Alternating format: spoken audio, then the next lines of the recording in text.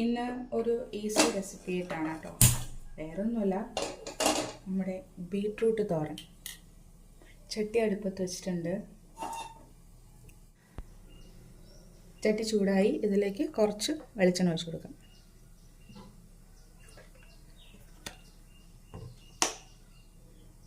വെളിച്ചെണ്ണ ഒന്ന് ചൂടാകട്ടെ. വെളിച്ചെണ്ണ ചൂടായിട്ടുണ്ട്.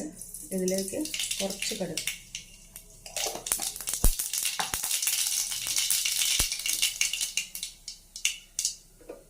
കടുക് പൊട്ടിയിട്ടുണ്ട്. ഇതിലേക്ക് ബീട്രൂട്ടും സവാളയും പച്ചമുളകും പിന്നെ കുറച്ച് കറിവേപ്പിലയും കൂടെ ചേർത്ത് വെക്കാം.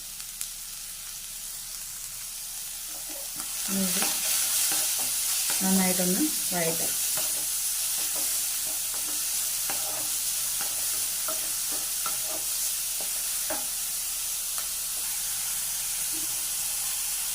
ബീട്രൂട്ട് വെന്ത് അതിലെ വെള്ളമൊക്കെ വറ്റിയിട്ടുണ്ട്.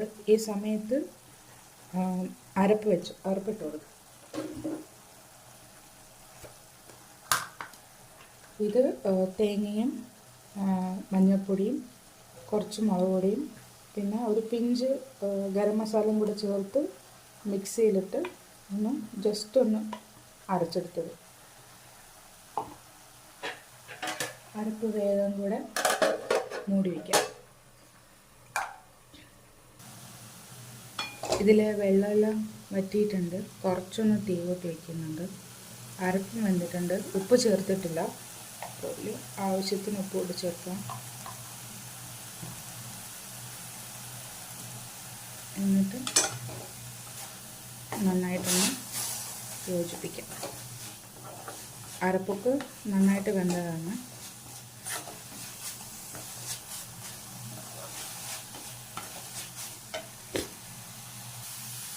ചെറുതായിട്ട് പൊടിയെടുത്തുണ്ട്. അതുപോലെ തന്നെ ചൂട് ഫ്ലെയിം കുറച്ച് ജസ്റ്റ് ഒന്ന് ഡ്രൈ ആവട്ടെ. അതുവരെ വെയിറ്റ് ചെയ്യാം.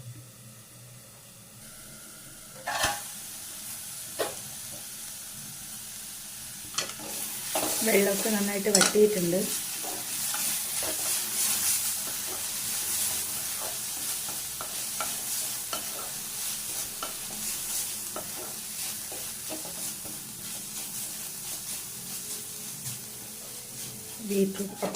ബീട്രൂട്ട് തോരൻ റെഡി ആയിട്ടുണ്ട്.